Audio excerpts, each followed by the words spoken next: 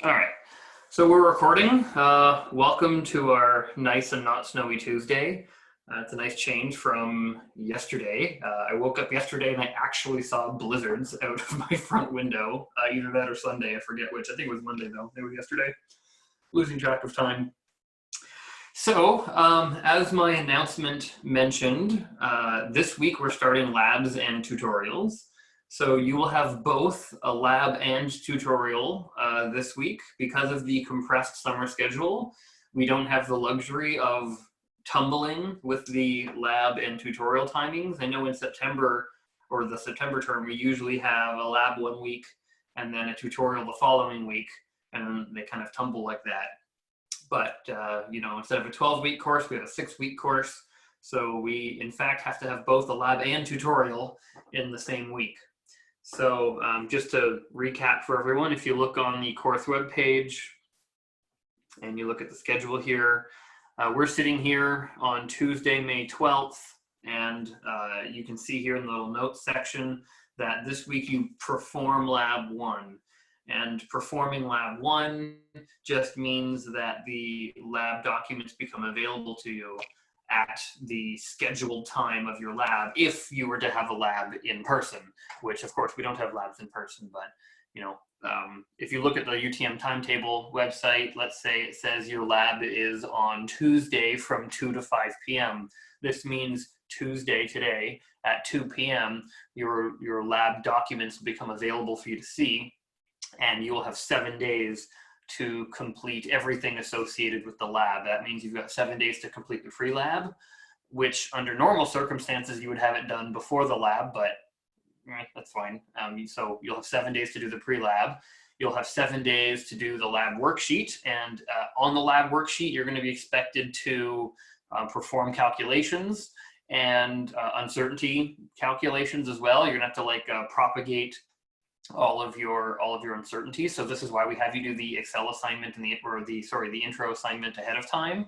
It's to sort of give you a taste of kind of what's out there and what needs to be done in a structured environment. I know there's no textbook per se on uncertainty calculations, but hopefully the questions in the intro assignment are designed in such a way that, when you read them, you should not have any reason to know exactly what to do, but at least now you have something to Google, like how do you take uncertainty on an average, and you can Google that, read up on it, and once you figure out what to do, then you can go back to the question in the intro assignment, and hopefully it'll make a little bit more sense.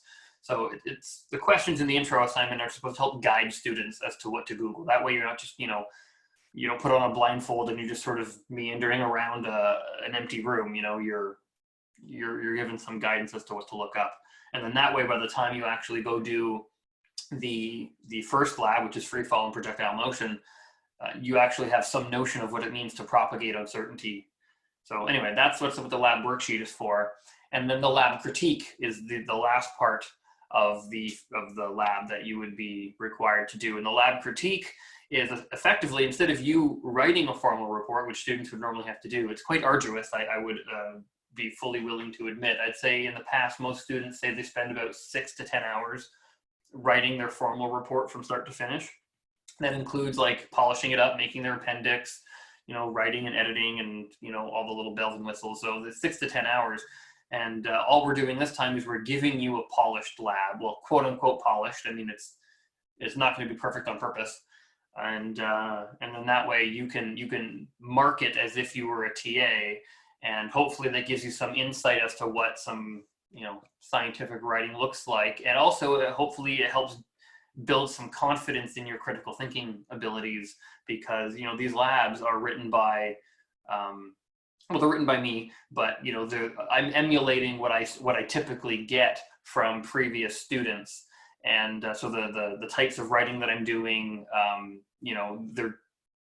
some of them are great, and other labs I give you for sample labs are going to be not so great. And hopefully I want you guys to realize, if something doesn't read that well and you're getting confused, it's probably because it's not a great piece of writing. It's okay to read something and think that it's crap.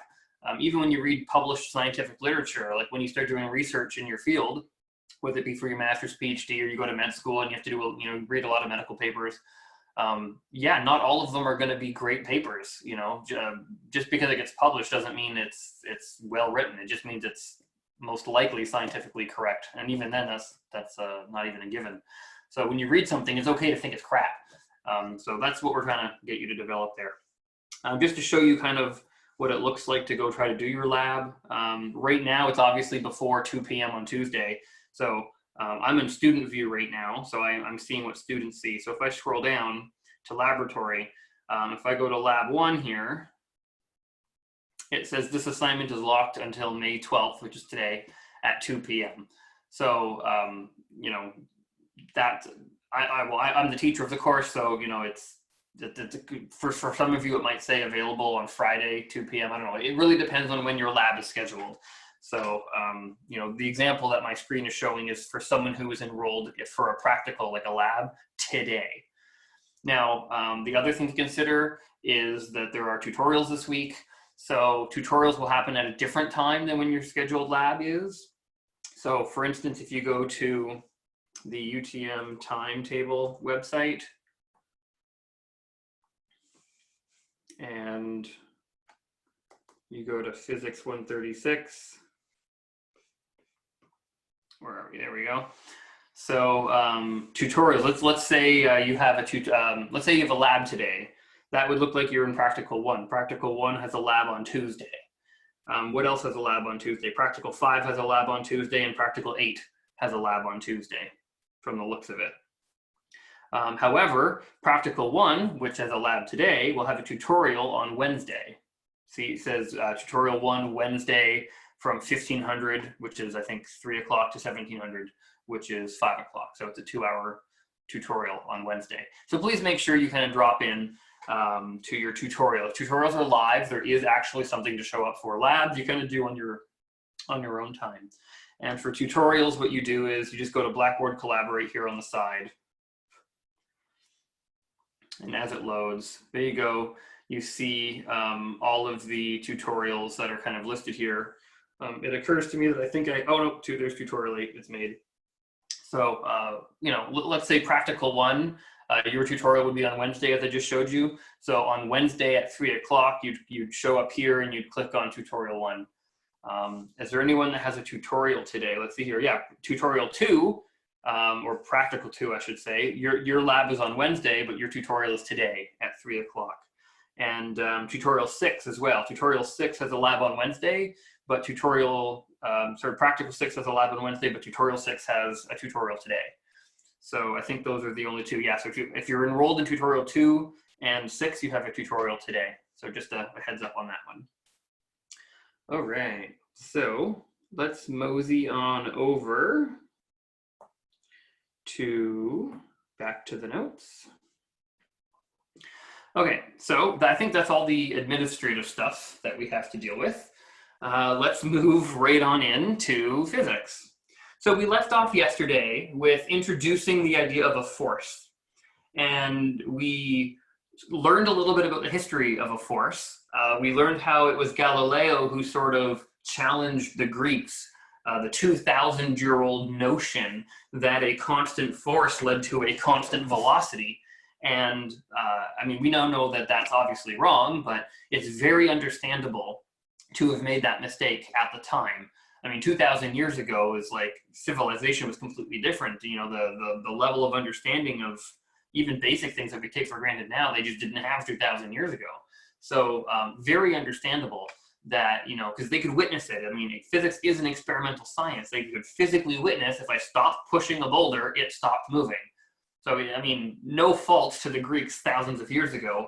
However, you know, it's really hard not to blame society in and around Galileo's time in the 1600s, when Galileo said, well, you know, I'm going to poke a hole in theory. It doesn't really make a lot of sense. You know, civilization has come a long way since 2,000 years ago, and, you know, things were just made better. So, like, it was very easy for Galileo to physically demonstrate in real life. It was more than just a thought experiment.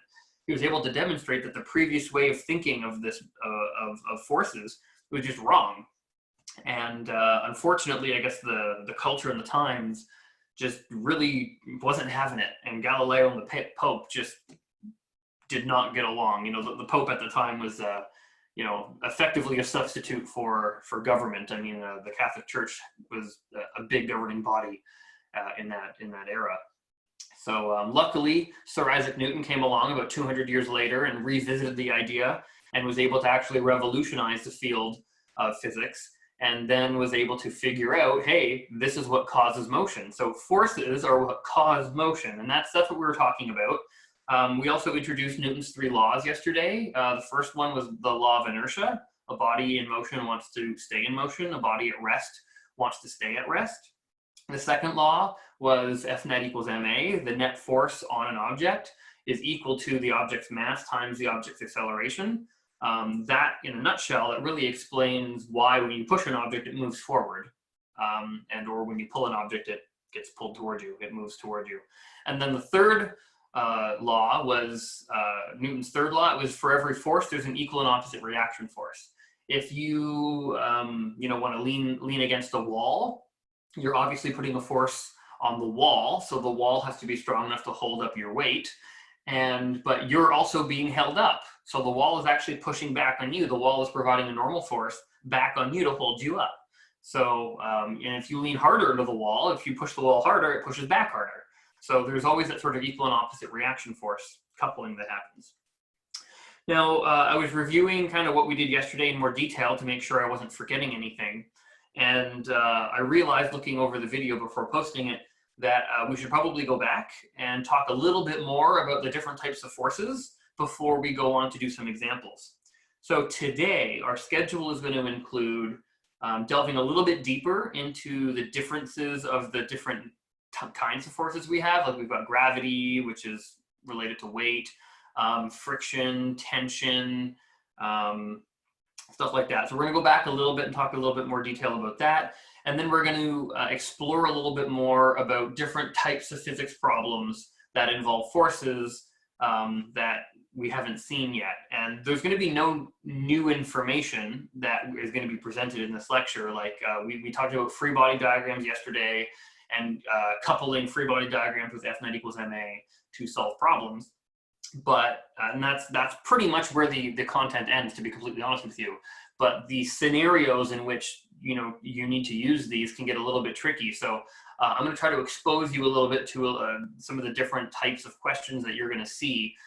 Ramp questions, pulley questions, multiple objects and how to analyze those. And you'll see as we do them, they're really all the same. Every single time you do you do free body diagram first and then F net equals ma. It's just, if it's a new situation, often it can throw students because they've never seen it before. So the rest of today is going to try to, buff that out a little bit. And then tomorrow we're going to move on to circular motion and gravitation. Okay, so let's go back a little bit. We had a slide yesterday that talked about types of forces, and I briefly mentioned some things. And as I was talking, I wrote a few things in red ink. It occurs to me I've got to take my keyboard off of my tablet here. Okay, there we go. Okay, so I'm going to go back there, and I've inserted some space below that. So this wasn't in yesterday's video. So gravity. We will talk about gravity in more detail tomorrow. But if you specifically limit our analysis of gravity due to the Earth, you can say, well, what is the force of gravity on me? Or what is the force of gravity on a chair or a ball? Due to the Earth's gravitational pull.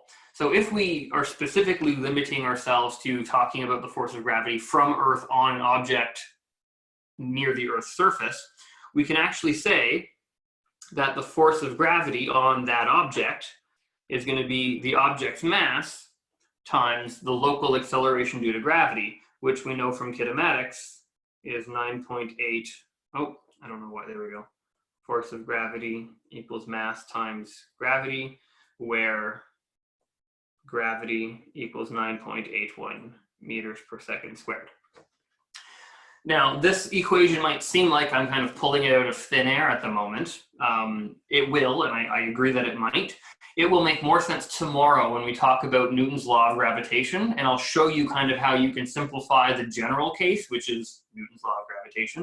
And I can show you how you can simplify that to obtain this when the gravitational body that we're concerned about is Earth, and I'll show you kind of where that comes from.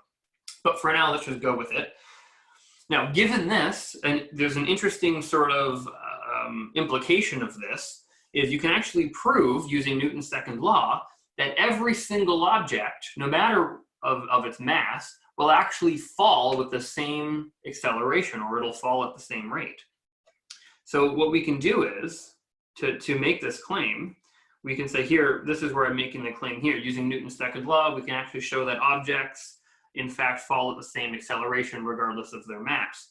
So we can start with Newton's second law, F net equals ma, and let's consider a free body diagram of an object that is falling. Any object that's falling. So that means picture a mass, could be a ball, could be a couch, could be piano, you know, whatever you want to drop. Picture a free body diagram of that object, and if it's falling, then there's no rope holding it up, so there's no tension. If it's falling, there's no surface that it's in contact with, so there's no normal force. If it's falling, then there's no friction, like there's no rubbing between two surfaces. So the only force acting on this object is going to be the force of gravity, and that's it. So the net force on this object, the sum of all the forces, is simply just going to be gravity. And the sum of all the forces, F net, is always equal to ma. Well, we just showed previously that showed is a bit of a loose term. I'm telling you ahead of time that the gravitational force on an object is mg. So Fg can be replaced with mg, and the right-hand side remains the same, it's just ma. Now, as any good mathematician would do, you see a coefficient of m on the left, you see a coefficient of m on the right, you can cancel them. And this leaves you with the big conclusion of g equaling a. Meaning that the acceleration felt by a gravitational force is going to be equal to g, regardless of what mass we chose. Here, notice how I didn't have to use any piece of knowledge about the mass itself, whether it was a piano, a car, a ball, a human. Nowhere did I need that piece of knowledge. So this really shows that if I just drop any two objects, they're gonna, as long as I drop them from the same height and they have the same amount of distance and time of travel, then they will actually hit the ground at the same time because they will have the exact same acceleration. If you study their kinematics, their variables will be the same. Notice metacognition for a second. Recall when we did kinematics questions, did we ever once use the mass of the object? No, we used initial velocity, final velocity, acceleration, time, displacement. We didn't use mass anywhere. So we only used the variables that described motion. So here we see, using dynamics, that the thing that causes the motion is actually going to result in the same acceleration for every dropped object. So that's kind of a cool result there. A little bit of a side note. So I know in colloquial English, like the average person, they say, oh, something is heavy. Well, heavy is indicative of weight. Weight is a force. If we use the word weight, we're actually talking about mg. So in some textbooks, instead of saying the force of gravity, some textbooks will even use the symbol W for weight. And both of them are used interchangeably, and that's referring to mg. However, that's separate than saying something has a large mass or something has a small mass. Mass is measured in kilograms, and it's a scalar quantity. Weight, weight is a vector, and it's measured in newtons, right? It's a force. So they are a little bit different, and it seems like I'm splitting hairs here. So, you know, I think in our day-to-day lives, you can probably use those words interchangeably because, you know, all you have to do is either multiply by g or divide by g to convert between mass and weight. However, mass is intrinsic, meaning it doesn't matter where I am, I will have the same mass. And here's what I mean by that. If an astronaut, let's say I was an astronaut, which I would absolutely jump at the chance. If NASA came to me and said like, hey, do you want to go to space? Absolutely. Like I would sign any waiver forms, you know, risk my life, no problem. I'd go to space in a heartbeat. If I was floating around in a spacesuit in space, I still weigh the same amount of, well, I'm guilty of even saying that. I have the same amount of mass I have in space as I do on Earth. So just because I'm, you know, far away from the Earth, the gravity is far weaker in space. So, you know, just because I'm in space doesn't mean I have less mass. I've got the exact same amount of mass in space as I do on the Earth's surface. But what is different is my weight. And people often say that they experience a feeling of weightlessness in space.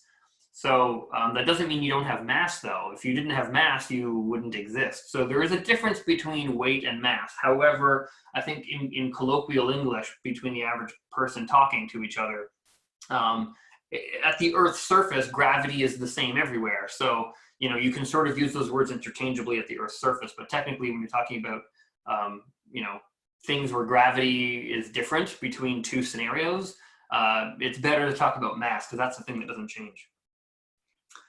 Okay, a little bit more detail about friction. So there are actually two types of friction, and hopefully my verbal description will help you kind of get on board with this. So regardless of the kind of friction we're dealing with, it kind of froze for a second, my apologies. Regardless of the kind of friction we're dealing with,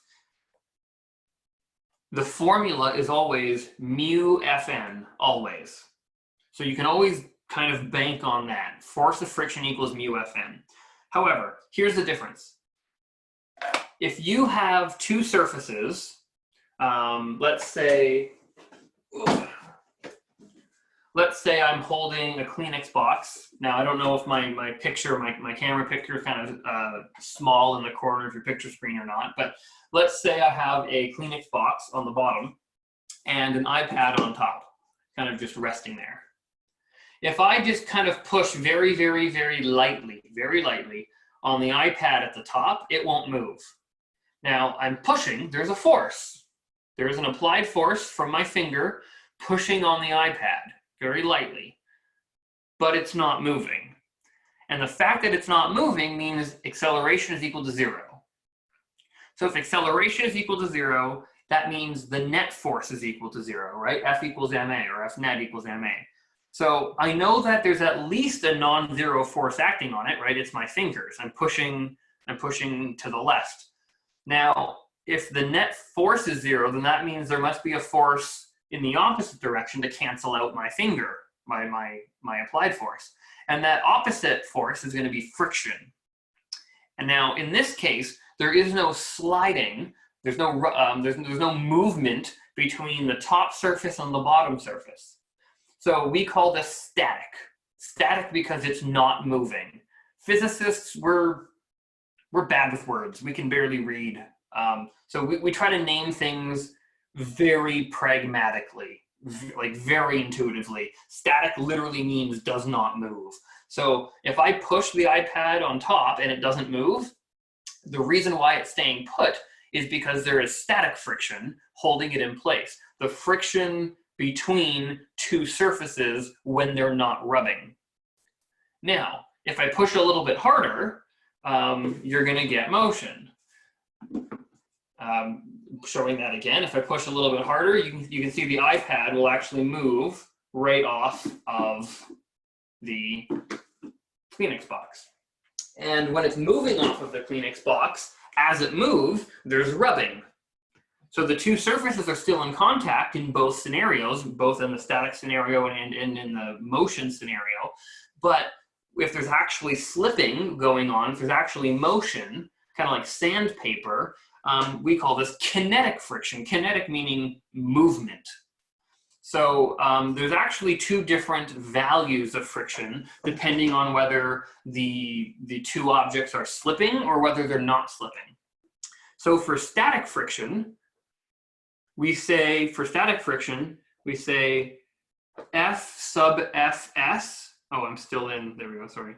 F sub Fs, the force of friction static, Ffs, is going to equal mu static Fn. So it's still the same formula, mu Fn. But now I put a subscript S for static on the mu value. And I explained yesterday what the mu value was. The mu value is simply just a coefficient that determines how slippery the two objects are when they're in contact with one another. So rubber, like shoes, rubber and ice would have a very small coefficient of friction, a very small mu value, because it's pretty slippery. There's not a lot of friction between rubber and ice. That's why it's kind of dangerous to go walking on ice or driving on ice.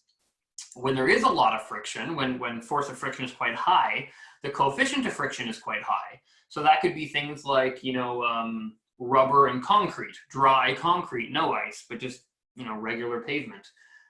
There's hardly any risk of you slipping on dry concrete with your shoes. So the coefficient of friction between rubber and concrete is quite high.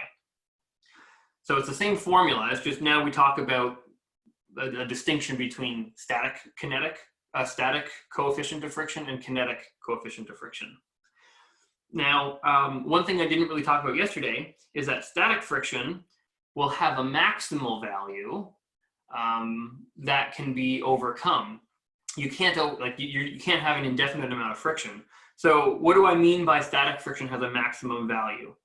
Picture this: you're all probably sitting at some kind of desk at the moment.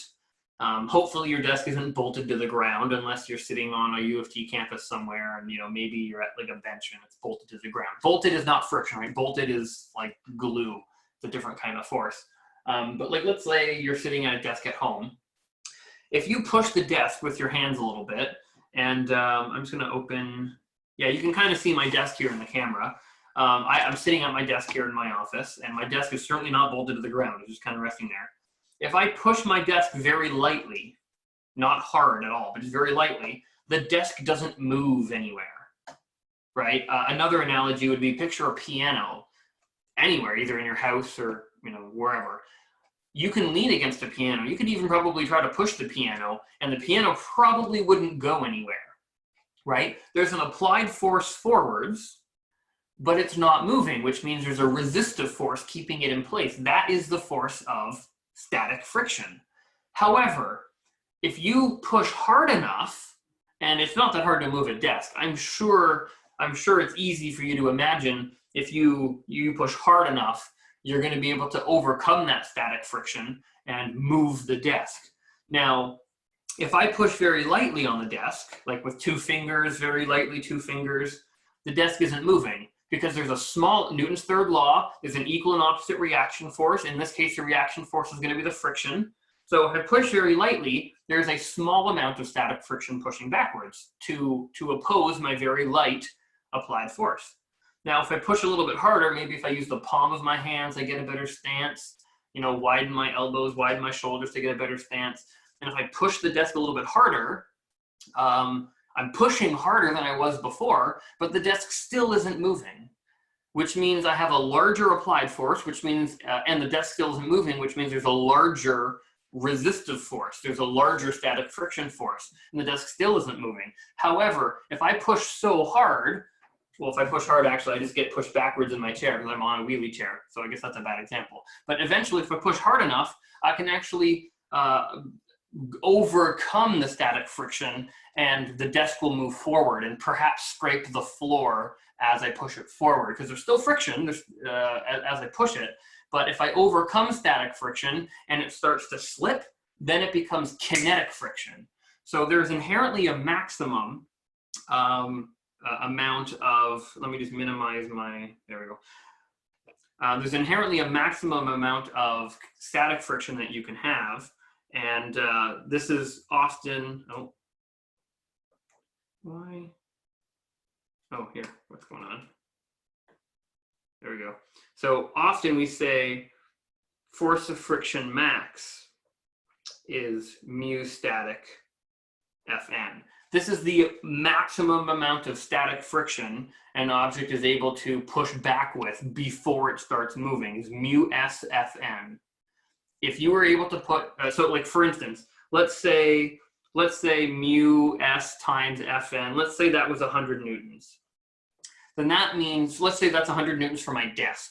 Let's say the maximum static friction that my desk is able to exert backwards is 100 newtons. That means I'm allowed to push with up to 100 newtons, and this desk will not move. If I push less than 100 newtons, it's not like it's going to move toward me. It just means it'll push back with less than 100 newtons. But its quota, its threshold is 100 newtons. If I push with more than 100 newtons, I will overcome static friction and get it to move. Kinetic friction is a little bit different. It's the same formula. Force of friction kinetic, F of Fk, is going to equal mu k Fn. Same formula, mu Fn. It's always mu Fn for friction. But instead of the coefficient of static friction, it's the coefficient of kinetic friction, which is often, well, it's not just often, it's always a smaller value than the static friction. So I'm going to say mu s is larger than mu k. And this is a constant value. There is no maximum amount of kinetic friction. It is kinetic friction. As long as something's moving, whether it's moving, at 0.1 meters per second, or whether it's moving at, 100 meters per second, it's the same amount of friction. It's not a function of speed, is what I'm saying. So it's a constant value. That's the main difference between kinetic friction and static friction. And as I mentioned yesterday, this I did mention yesterday, but I'm just clarifying. Friction, whether it be static or kinetic, is going to oppose the direction of motion. Now, in kinetic, there is actually motion. There is actually movement and slipping. So figuring out the opposite of the direction of motion for kinetic is actually dead easy. It's literally just the opposite direction of your velocity vector. However, if it's static friction, there is no motion. So then we would say it's the static friction opposes the direction of the attempted motion. So if I try to push, actually, let's just use the box here that I've pasted. If I have this box here and I push the box to the right, then if I push light enough, maybe if I push less than 100 newtons, the box won't go anywhere because static friction will resist it. Now, what does it mean, attempted motion? If I push to the right, the box is tempted, quote unquote, tempted to move to the right, but it doesn't. So yes, I understand there's no actual motion of the box, but the attempted motion of the box would be to the right. So what's keeping it there is a force to the left, or opposite the attempted motion. So that's what I mean when I say the force of friction is opposite the direction of motion, or opposite the direction of attempted motion in the case of static friction. Okay, tension. There really isn't a whole lot of information about tension, but I do want to kind of clarify one key aspect of tension. So, one thing to remember about tension is that every part of the rope has to have the same value of tension as all the other parts of the rope.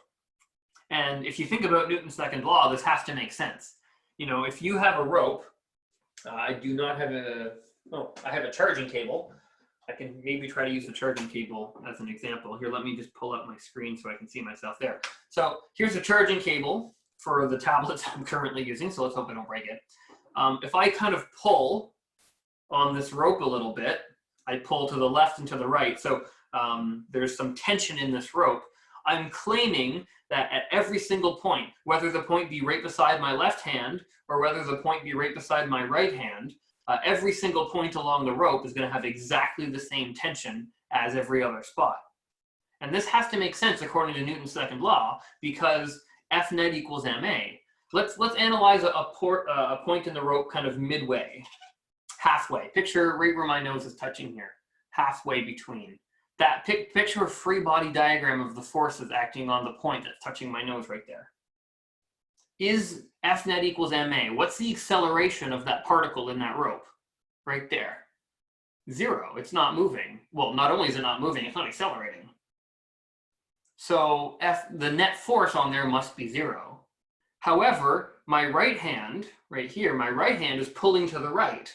So I know that there's a rightward force on that middle point, but my left hand is also pulling to the left.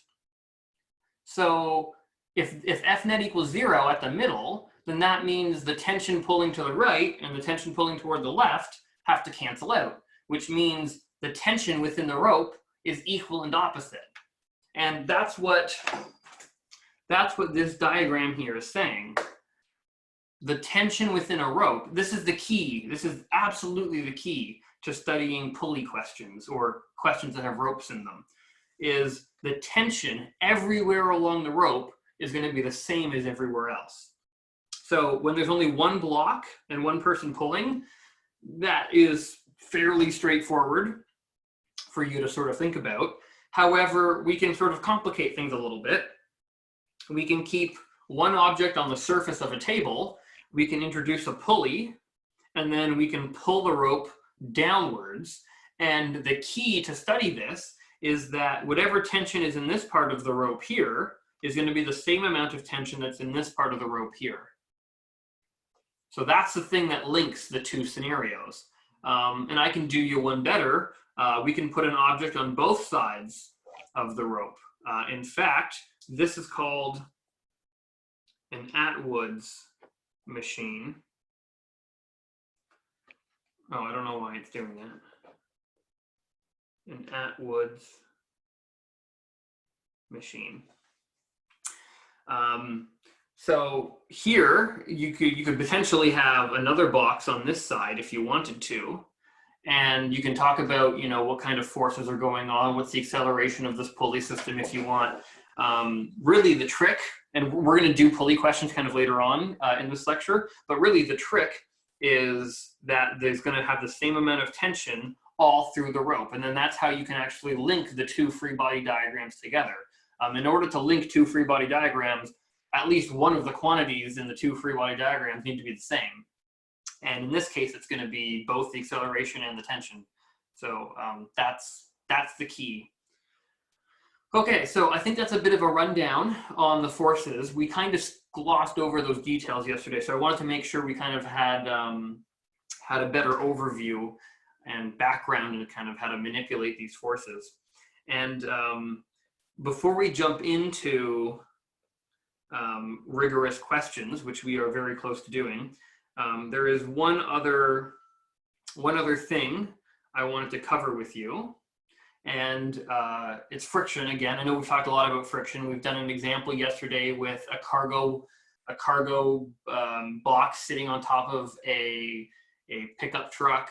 I related that to you sitting on a bus seat on, you know, a city bus or something like that.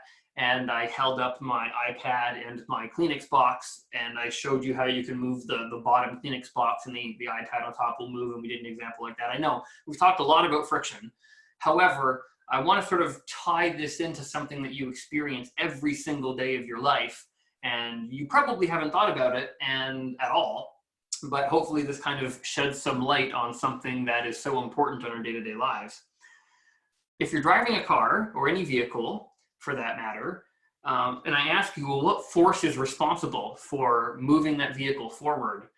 I'm sure a lot of people that I interview would probably answer, oh, it's the engine. The engine burns the gasoline, and it's the force of the engine that pulls the car forward. And although they're not, I mean, that answer would be totally wrong. I mean, you're right. Without an engine, the car won't go anywhere. But it's not really the engine's force, the force of the engine, that's responsible for pulling it forward. Because, you know, if you were to take that car and hoist the car up in midair, the car doesn't go anywhere. You know, like if you take your car into the mechanic shop and they lift the car up on their hydraulic lift, and you put the car in drive and, you know, push the gas pedal, the wheels are just going to spin and the car isn't going to go anywhere. The engine is delivering all kinds of force, but the car isn't moving forward, right? So I ask you again, what force is responsible for moving the car forward? And I'm actually going to open the chat right now. So I'm looking at the chat window. You don't have to unmute yourself, but I just kind of type into the chat window, what do you think, what force is responsible for moving the car forward? So 3 people. We've got a few people saying friction. 1 person said static friction. 2 people say kinetic friction. 3 people say kinetic friction. The force of the ground against the wheels, static friction. Kinetic friction. Interesting. So I will, thank you for that. I'm going to close the chat now. Thank you for responding. I will give you a hint. The answer is definitely some form of friction.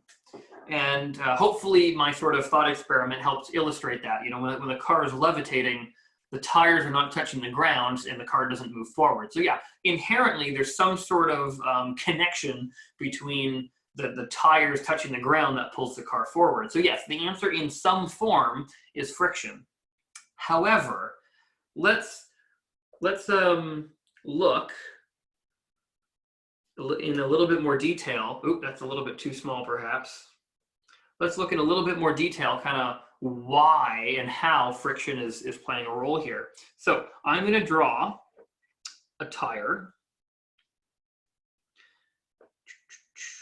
1, 2, 3, 4, 5. There's always 5 bolts on a tire. Maybe you have fancy hubcaps, maybe you don't. I don't know. I'm not going to draw a hubcap. And let's say this is the road.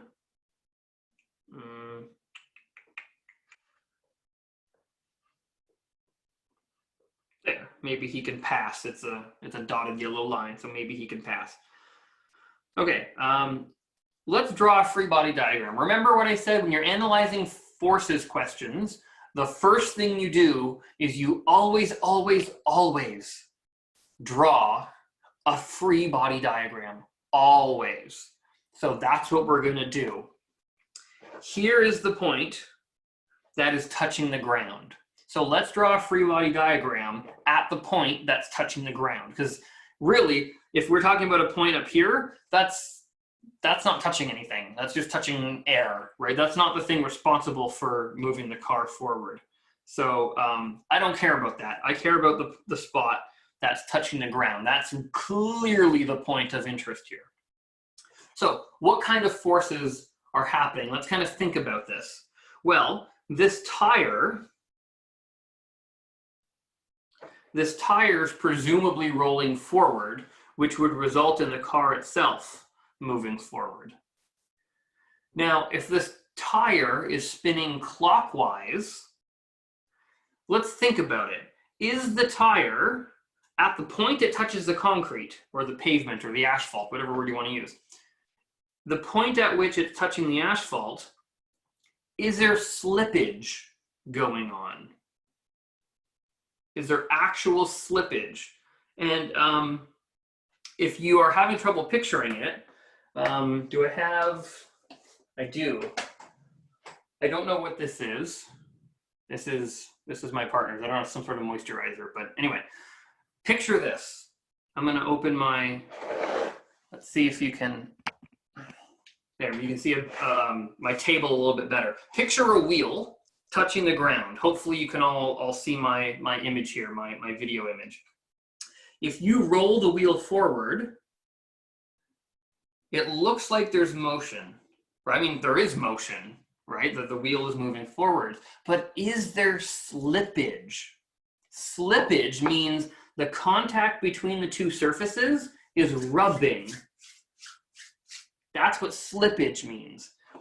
Let's look at it again. Is there slippage here? It's rolling, but there's no slippage. Okay? And if you don't believe me, picture this. When you're walking with your shoes on, or even with your feet and with no shoes, and you're walking forward, you're moving forward, right? There's motion forward, but the surface between your shoes and the floor, is there actually slippage between your shoes and the floor? Hopefully not. I mean, maybe if you're a klutz, maybe you're in the middle of tripping and falling, but the normal operation of walking, your shoes do not on the ground. In the same way that when you drive a car forward, as the tire rotates, the whole tire moves forwards, but the point at which the tire touches the ground here is not actually rotating, or it's not actually slipping. So we know we're in the static case.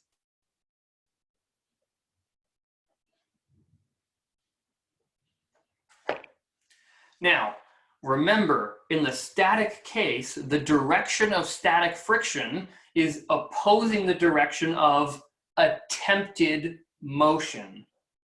Static means it's not actually slipping, it's just trying to slip. So, in which direction is this? They're trying to be slippage? So, if we actually read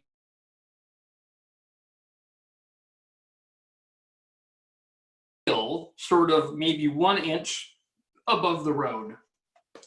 If the wheel is rotating in the same direction, let's say clockwise, then the direction of motion at the bottom here, the direction of motion will be backwards. And the direction of motion of the wheel at the top will be to the right or forwards. So the tire, the particles, the atoms, the molecules, the rubber molecules of the tire are physically trying, attempting to move backwards at the bottom when they are kind of, in contact with the road. So the attempted motion is backwards. So the force of friction, in fact, the force of friction is going to be in the opposite direction of the attempted motion. So when I ask the question in the slide here, where's the friction? The answer to that would be, well, the friction is between the rubber and the road, so at the bottom of the tire. And in which direction is the friction? Weirdly, the friction is forwards. And this must make sense, because if you look at the free body diagram of a car, let's say this is the free body diagram of a car, we know that the acceleration of the car is to the right, because the car starts off at rest and then ends up going to the right. So we know that there must be some sort of force acting to the right.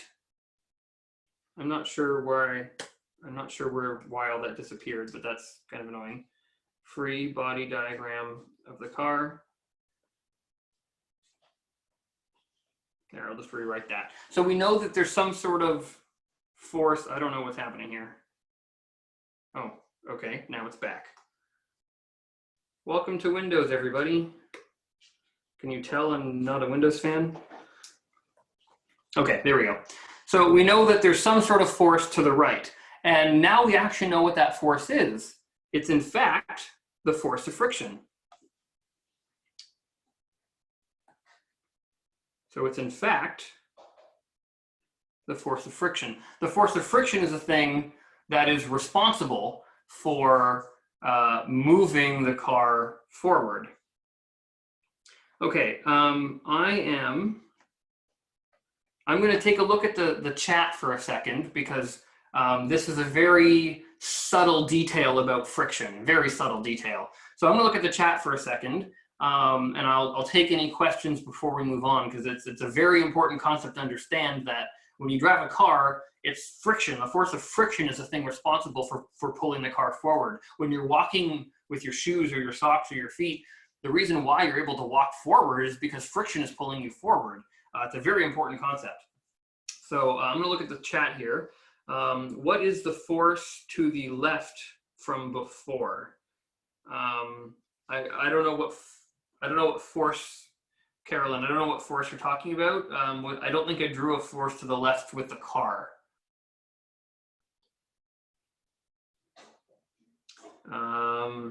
Does this only apply to circles? No, Vincent, it doesn't.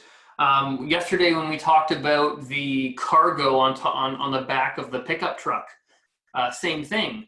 The pickup truck was moving forward, and Newton's first law of inertia says the cargo on the flatbed of the pickup truck would want to stay in that location. However, when the pickup truck moved forward, the cargo went with it, which means there had to have been a force acting on that cargo, pulling it forward. And that force was also friction, pulling it forward. And then actually just above this, the question with two boxes. We had the Kleenex box on the bottom and the iPad on top. That was an example of friction pulling the top object forward as well. So it's not just circles. Isn't F net equals 0 when we are considering static friction? So why are we moving forward? We're actually falling forward. That's a really good, Matthew, that's a really good question. Isn't F net 0? Yes, the net force at the point of contact between the rubber and the road is 0. But that doesn't mean, this is actually a torque question, and we're gonna talk about torque later on in class. But what we're actually doing is we're actually falling forward.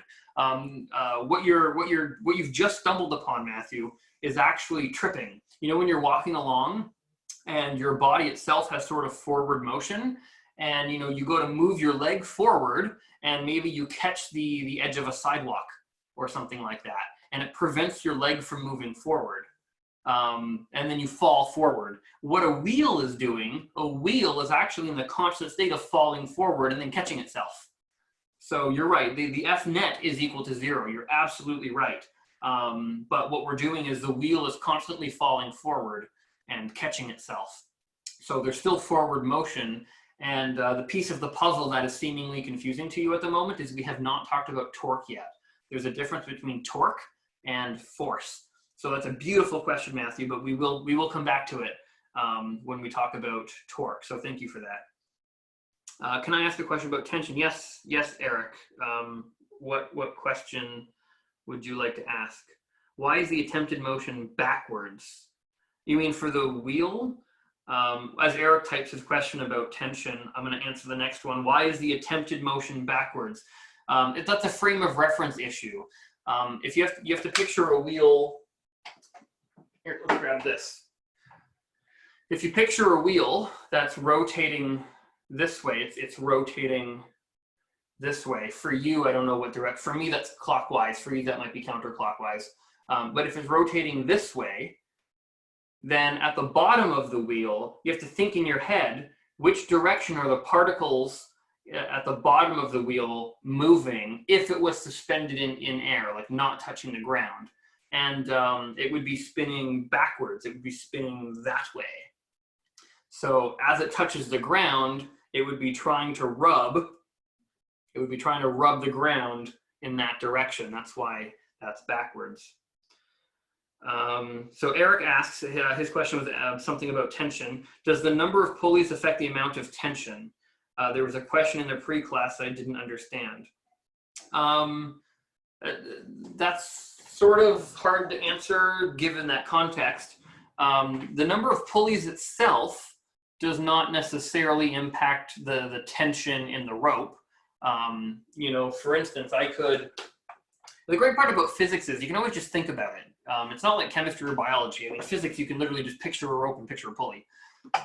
If you had a rope here, and you know, I put a pulley here, and I put a pulley here. You know, so like let's say my pinky finger and my index finger represent two pulleys, and I want to, you know, pull this rope here. The presence of the pulleys alone does not necessarily impact how much tension is in the rope.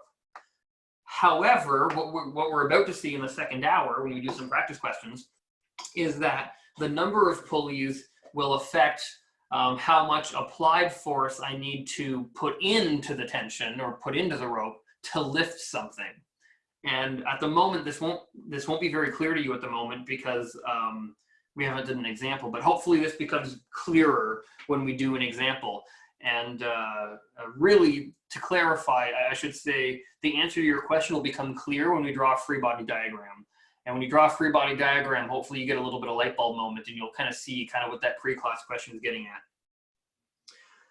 Does it matter if the pulley is fixed or moving? Again, you'll see when we do a question. It'll all make more sense when we do a question. Will we learn about mechanical advantage created by different pulley configurations? Sort of. I won't use the word mechanical advantage. That's something grade 5s and grade 7s use in their textbooks. But yes, effectively we will be covering that sort of idea in an example kind of coming up shortly. Okay, is there any other questions before we move away from types of forces and we kind of go into more specifics?